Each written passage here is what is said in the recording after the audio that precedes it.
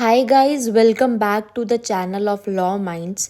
आज की वीडियो में हम बात करेंगे अपील, रेफरेंस एंड रिवीजन के बारे में which are given under the code of criminal procedure of 1973।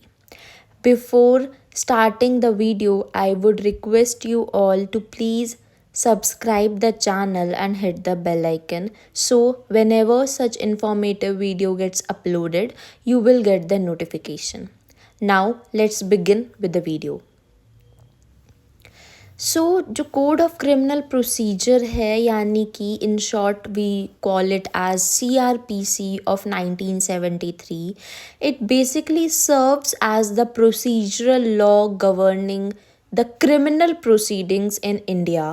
And इसी फ्रेमवर्क में तीन बहुत इम्पॉर्टेंट मैकेनिज़म्स की बात हुई है जो कि एक बहुत ही क्रूशियल और इम्पॉर्टेंट रोल प्ले करते हैं जस्टिस को इंश्योर करने में and correcting the potential errors in legal process in India. And ये जो तीन मैकेनिज़म्स है, ये है first is appeal, second is reference and third one is revision. ये मैकेनिज़्म प्रोवाइड करते हैं एक एवेन्यू किसको, पार्टीज़ को, जो अग्रीव्ड पार्टीज़ है, यानी कि अग्रीव्ड पार्टीज़ मतलब जो जुडिशियल डिसीजन से अग्रीव्ड पार्टी है, उनको कि वो रिड्रेसल के लिए वो सुपीरियर कोर्ट में जा सके और जस्टिस को इंश्योर कर सके। ये तीन मैकेनिज़्म इन चीज़ों में हेल्प करते हैं। Now, next we'll talk about these mechanism in detail. So let's begin with that. Next हम देखेंगे कि अपील होती क्या है।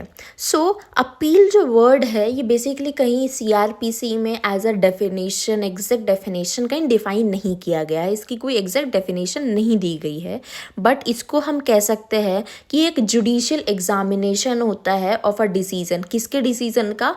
लोअर कोर्ट के डिसीजन का, के दिए हुए डिसीजन का जुडिशियल एग्जामिनेशन होता है। किसके द्वारा? By the higher court.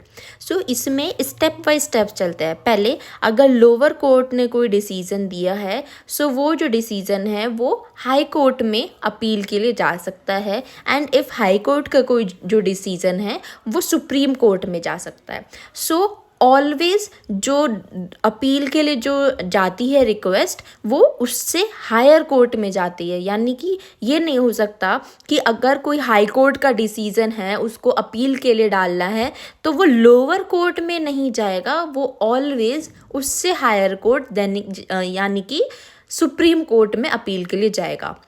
जो मेरियम वेबस्टर डिक्शनरी है, उसमें अपील को डिफाइन कर रखा है as a legal proceeding by which a case is brought before a higher court for review of the decision of a lower court. यानी कि ये एक तरह का लीगल प्रोसीडिंग है जिसमें एक केस जो है लाया जाता है हायर कोर्ट के आगे for the review of the decision of a lower court. इसमें जिस कोर्ट के आगे अपील की रिक्वेस्ट डाली जाती है उसको कहा जाता है एपेलेट कोर्ट। वो एपेलेट कोर्ट के पास अथॉरिटी होती है कि वो एविडेंस को जो है री एग्जामिन कर सके, वो दोनों साइड की आर्ग्यूमेंट सुन सके and then arrive at a decision.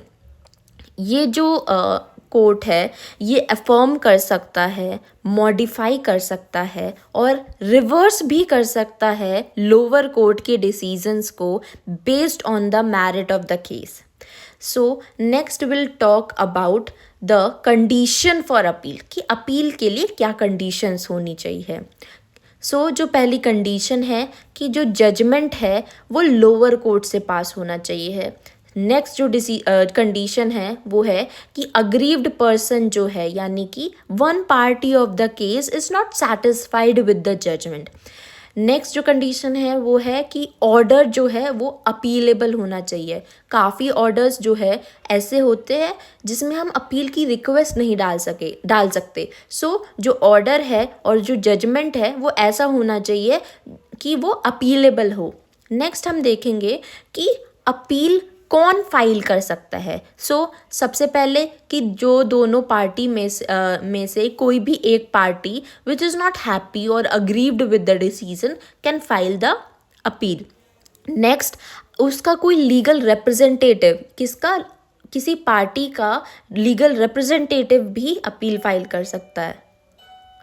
और साथ ही में अगर माइनर का केस है तो उसका लीगल गार्डियन जो है अपील फाइल कर सकता है। नेक्स्ट हम देखेंगे that what is reference. So reference arises when a lower court encounters a question of law और a matter of public important that requires clarification from a higher court. So reference basically तब arise होता है जब lower court के आगे कोई ऐसा question of law आता है या फिर कोई ऐसा मैटर आता है पब्लिक इम्पोर्टेंस का जिसमें उसको क्लैरिफिकेशन चाहिए होती है फ्रॉम अ हायर कोर्ट। सो उसमें उस टाइम वो जो है वो केस को रेफर कर देता है टू सम हायर कोर्ट।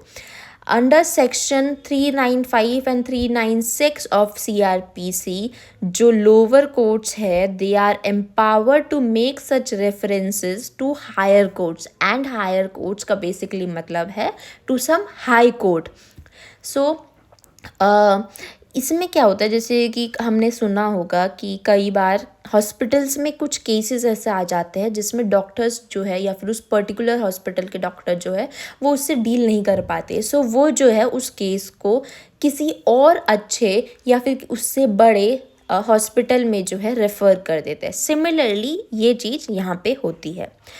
इसकी जो है कुछ कंडीशंस भी है जो कि रिक्वायर्ड है for reference. First is there must be a pending case. Next कि there must be a question of law होना चाहिए जिसके ऊपर जो है ये रेफरेंस हो रही है।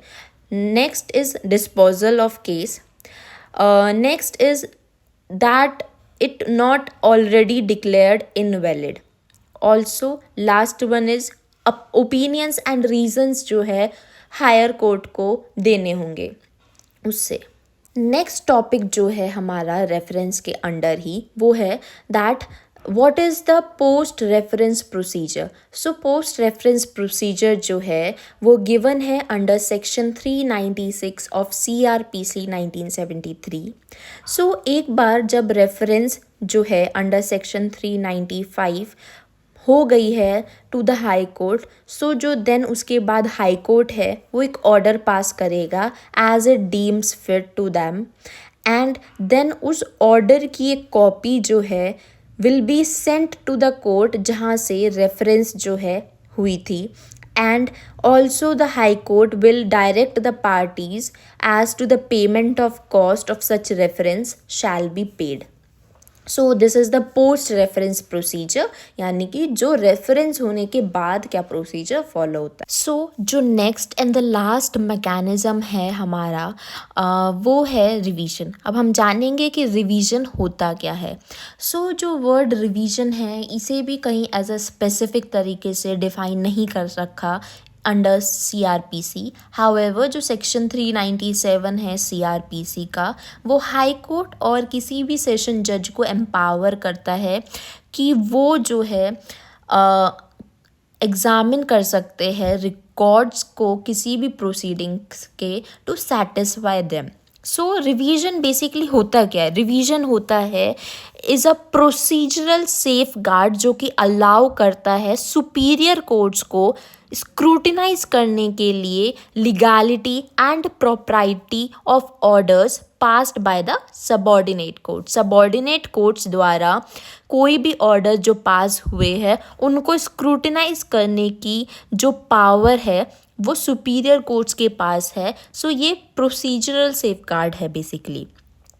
ये सर्व करता है as a check against miscarriage of justice, procedural irregularities और एरर्स इन लॉ। सो जैसे अपील में होता था कि अपील में कोई भी एक जो पार्टी है विच इज़ अग्रीव्ड और not happy with the decision they file an appeal, but revisionary जो पावर है यानी कि रिवीजन में ऐसा कुछ नहीं है। रिवीजन में क्या होता है कि जो सुपीरियर कोर्ट्स है they themselves enable them to suo moto और इनिशिएट रिवीजन प्रोसीडिंग्स और entertain revision petition filed by aggrieved parties और even third parties.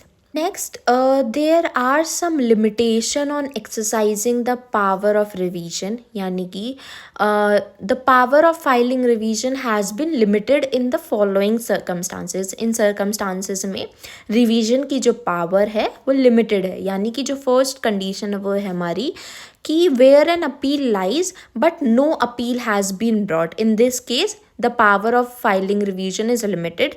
Next is when no revision lies in relation to इंटरलॉक्यूटरी order, यानी कि इंटरलॉक्यूटरी orders में कोई भी revision की power नहीं होती.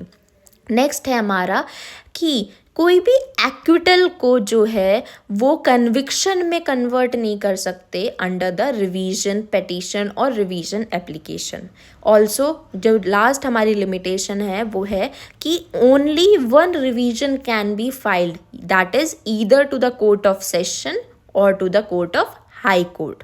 यानी कि सिर्फ एक ही रिवीजन पिटीशन और एप्लीकेशन फाइल हो सकती है, चाहे वो कोर्ट सेशन कोर्ट में हो या फिर वो हाई कोर्ट में हो. So these are the limitations on exercising the power of revision. So appeal, reference and revision के बारे में हमने जाना. एंड ये जो थे ये तीन मैकेनिज़्म थे जो कि इंश्योर करते हैं कि जस्टिस जो है वो अच्छे से हो, फेयरली हो and legal certainty with in the Indian judicial system बनी रहे. ये जो प्रोविजंस है ये पार्टीज़ को एम्पावर करते हैं कि अगर उनके साथ कुछ गलत हुआ है, if they feel that they are not happy with the decision और they are being discriminated in that, they can go for the appeal, reference और revision and uphold the rule of law by providing avenues for review and redressal. ये जो mechanism है contribute करते हैं to the administration of justice and protect करते हैं एक individual के राइट को क्रिमिनल जस्टिस सिस्टम में.